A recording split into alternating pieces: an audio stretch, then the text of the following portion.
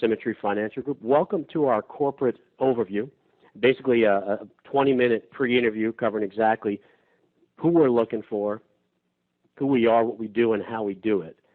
Okay, and let me just elaborate on who we're looking to bring aboard our business team. Guys, we got a different approach to who we bring aboard. We're not looking to hire everybody and see who makes it and sort through people like that, and I'm sure you probably don't want that. We're looking for a fit just as you are. And here's what a fit is to us. Successful people that have had success in the past, okay, know how to get results and have above average ambition. Maybe not getting the results in life you want right now financially, okay, but have gotten results in the past, looking to get back there, all right? And really two types of income, and I say this because we have both, and I'm going to elaborate on them. The first one is how most people live. It's the self-driven temporary income. Kind of like you do a job once and you get paid once, whether you're an employee and you work your week and your employer settles up with you at the end of the week. Okay, same thing with a salesperson. You know, you sell something once, you get paid once. You get that commission one time for that sale you made once. Okay, kind of like renting. You know, it's good short term, but if you're always trading time for money, where does it really get you? Okay. However, most people, that's all they know. Okay, and again, we believe it's good for a short-term temporary income, but really the ultimate is permanent income. And here's what permanent income is when you do something once and you get paid over and over and over again for it, kind of like setting up a business. Okay, you've got a business, you set it up, and the business gets results. Okay, and those results are not tied to your direct activity day in, day out. That's permanent income. And we're big on results, guys. And here are the results we're looking for. Okay, time and money. Time and money. Time meaning we're not spending 100 hours a week, okay, to make $100,000 a year. You know, I personally don't feel that trade-off is worth it. You know, having no friends, okay, or no time to enjoy the lifestyle that you've created. Okay, that's not a good. So you can have money and be broke on time, or you can have time and be broke on money. That's not too good either. It's kind of like a school teacher in the summertime, all the time in the world, but the paycheck's not coming in. So that's not good either. But what's really good, obviously, is having both. Okay, time and money, and that's the result that we're interested in, having time and money, where I've got the income to enjoy the lifestyle and I've got the time to spend it with the people I love. Okay, that's what we're looking for. Okay, and our results are our primary focus. What we do is secondary. And I say that to say this is that so many people get caught up in what they're doing, and they define themselves. I'm a pharmaceutical representative, or I'm an IT person, or I'm a car person, or I'm this person, that person. What really is second? It's kind of like buying a drill. You know, I go to Home Depot, I get a drill. I'm not as concerned about the drill so much as I am what it produces, which is that hole. Okay. Now I'll tell you this: what we do, okay, has got to be viable, and our model is very viable. Okay. In fact, our viable theme, or what we do, is mortgage and retirement protection. And here's what that is: mortgage protection. A borrower dies. Okay. We pay that house off for the family. If they become disabled, we make sure those mortgage payments are made. Okay, and I'll tell you this, talking about viability, we've been doing this for about, 10 years. We've been in the principals here at SFG have been in the mortgage protection business. And guys, we had the bubble, that real estate bubble. The mortgage bubble was intact up until a couple of years ago, and we were still doing a lot of volume. And here's why. It was kind of more of a luxury. We'd sit down with people that had requested it, and we'd ask them, should something happen to you, John, what are Mary and the kids going to do? And he would say, well, the protection's a good idea, but my wife can turn around and sell this house for $200,000 more than we owe. Okay, so it's selling in a week like our neighbor across the street did, and then she can get a mortgage on her own place, maybe a little smaller, but she'll have all that equity from the profit we made here. So not really that much of a concern. Okay, guys, that was before the bubble burst. Now here's the reality. Most people are underwater, which means they owe more than the house is worth, or they're right at the water line where they're about even, and if they're above the water line, they've got a little equity, and they try to move that house, You know, you're going to have to compete against all the short sales, foreclosures, and probably not going to walk away with any type of net equity. All right, so people are stuck in their homes. Families are stuck. So now when we sit down with people requesting mortgage protection and ask them, Mary, what are you going to do when something happens to John? What are you and the kid? Where are you going to live? She says, I don't know. You know, we owe more than the house is worth. Okay, he makes more money than I do. I can't support this house on my own. I don't know what we'll do. We asked the husband, John, what do you think about it? He said, same thing. I don't know what we'll do. I got to make sure this is taken care of. So is it important? Are we helping people more than ever? It's never been more viable to be in mortgage protection because of what's going on. Okay, and the second theme is retirement protection. What this is, you've got about 78 million baby boomers that have got their retirement money. About $7 trillion of it, estimates are showing, of qualified retirement, which means that taxes have not been paid. It's been put in a vehicle like a 401k or an IRA. Okay, where they're going to have to now start paying taxes on it when they need the money. Okay, so now that they're retirement age, you know, that they didn't pay taxes on the seed, but now they got to pay taxes on the harvest, and they're going to outlive their money. It's the number one or number two fear of retirees. People are living longer. Now they got to pay taxes on all this qualified retirement they put away. Concern is outliving their money. We've got some great vehicles that solve that problem. Okay, so is our theme viable? Extremely so. But let me say this, it's a theme, guys. It's a theme, meaning it's not the end-all and be-all of SFG. It's just our very viable theme. Okay, now the key to our success is the SFG system. Okay, and we've got the viable theme, okay, which again is very important. But again, it's not the end-all be-all. What it is the SFG system is a key to our success. And there's really three components to the SFG system. Number one is lead generation. Okay? Basically puts us in a situation where we only talk to people that have requested what we're offering. We're not out there cold calling or prospecting or trying to chase people and convince them. Not that everybody doesn't need it. I mean, my belief is that if you've got a mortgage and you've got a dependent or even a legacy for your family, and you haven't taken care of that house, I mean, I think that's kind of foolish, but that's my opinion. But reality is that about 2%, 2 out of 100 families that get a letter to pay off their house actually fill it out, respond, mail it back, request. And so if there was good news, here's what the good news is. We only talk to those 2%. Okay? So I wouldn't even say we do is really selling. They want it. We're really enrolling, consulting, kind of solving their problem. They requested to have the house paid off. How can we help you? Okay, so that's the first thing. The second component is a proven sales system. We've moved tens of thousands of applications over the years in mortgage protection. So we have a system developed, trial and error, developed correcting mistakes, where you don't have to make the same mistakes we did. It gets about an 80% closing ratio when you follow it.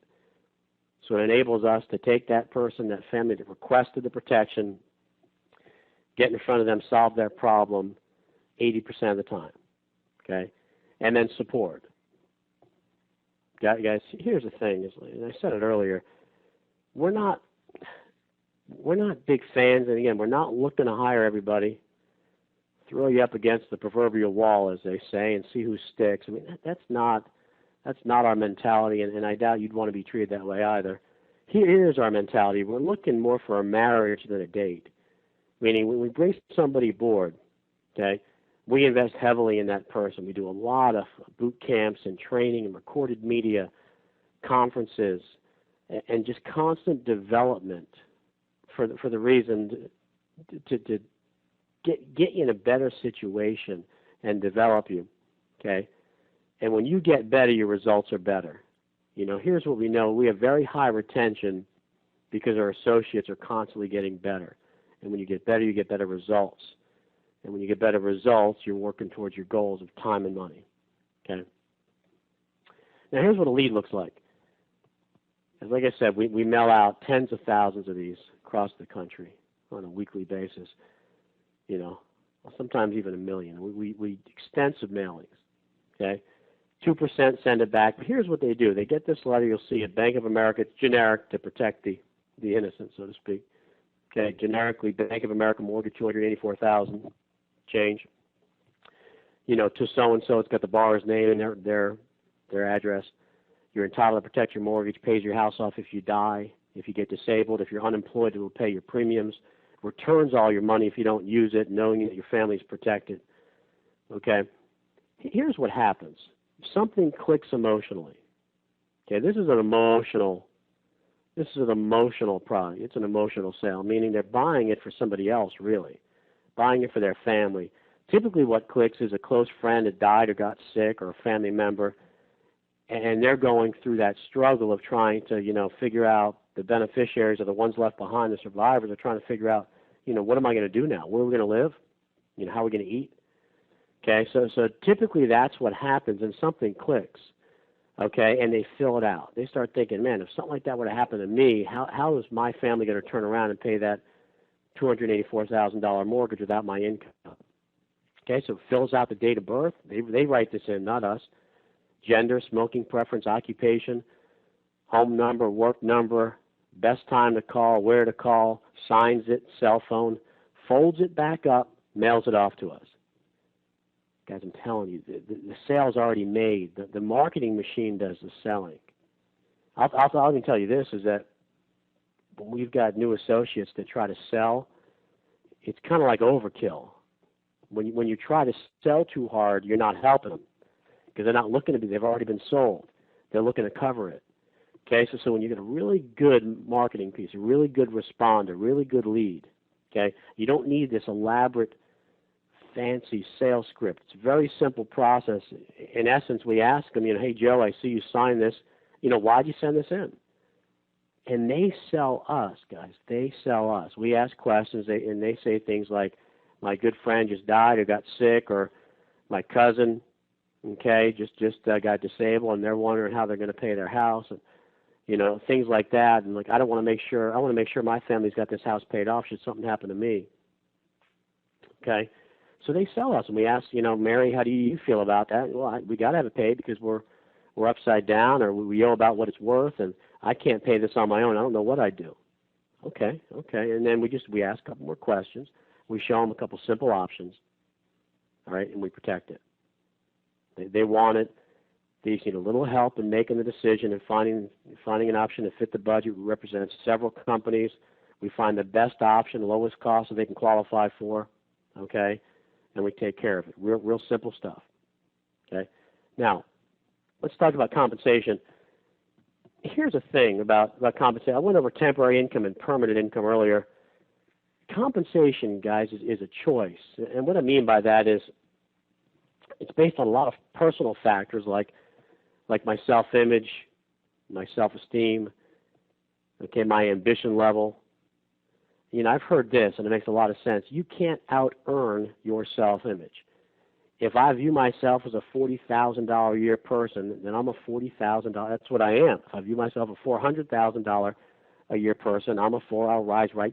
That's what it is. And I say all that to say this is that it's not a one-size-fits-all.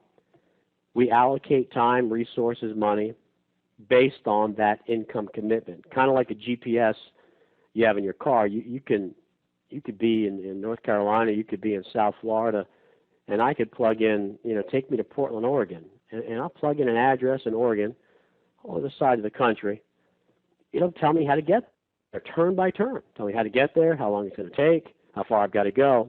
Now, what determines whether I drive to Portland or not? How badly I want to get to Portland, right? Or I could plug in my, 10 minutes around the corner, my buddy's house, and tell me how to get there. Both ways, same thing here, guys. And again, I'm saying all that to say this is that we've got several different models. The first one I'll cover is really a part-time sales position.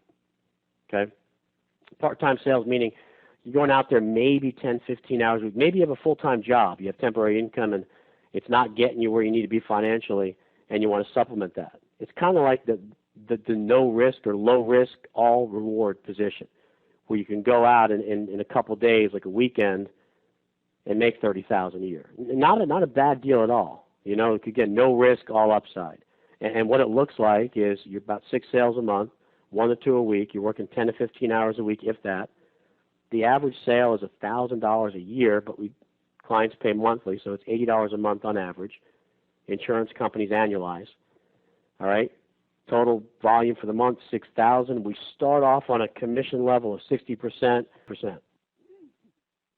So this is just a starting contract because it's small volume. We get 75% of the commission up front. So the insurance company takes that $80 a month, annualizes it, and then gives us 3/4 or 75% of our whole year's commission up front, which is about $2,700 a month, about $32,400. Okay, part-time. Not a bad deal. I think for a lot of people out there, an extra $30,000 a year make a big difference. Okay, full-time sales is still temporary income, trading time for money, but now you could start making that kind of income you need to make if you need to make it. Okay, I always view the field or mortgage protection, I view it as an ATM machine, like printing money, because it really is. I mean, take a lead. You could turn around in a week's time and amass a bunch of commissions quickly. So it's a great vehicle for that. 16 sales a month, 4 sales a week, 30 to 35 hours a week work. Okay, the average premium, again, $80 a month, $1,000 a year. Now you're 16 sales for the month, 16,000 in volume, 75% commission level now because you're performing at a higher level, 75% up front, 9,000 a month or over 100,000 a year. Okay, so these first 2 examples, again, being temporary self-driven income. Great for building cash flow, generating cash flow.